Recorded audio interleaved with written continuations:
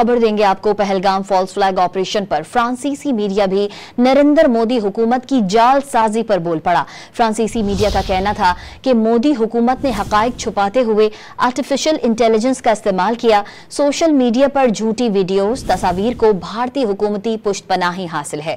पहलगाम में एक जोड़े की पुरानी वीडियो को मकतूल सयाहों से जोड़कर गलत बयानी की गई। हमले के बाद सोशल मीडिया पर लेफ्टिनेंट नोरोल की शनाख्त को झूठे मवाद से जोड़ दिया गया। फ्रांसीसी मीडिया का कहना था कि इंटरनेट पर शेयर वीडियोस में दिखाए गए अफराद का पहलगाम हमले से कोई ताल्लुक नहीं। झूठा मवाद भारतीय न्यूज चैनल्स पर भी नशर किया गया। पहलगाम फॉल्स फ्लैग ऑपरेशन पर फ्रांसीसी मीडिया भी नरेंद्र मोदी हुकूमत की जालसाजी पर बोल पड़ा। फ्रांसीसी मीडिया का कहना था कि मोदी हुकूमत ने हकाइक छुपाते हुए आर्टिफिशियल इंटेलिजेंस का इस्तेमाल किया। सोशल मीडिया पर झूठी वीडियोस, तस्वीर को भारतीय हुकूमती पुष्टपनाही हासिल है।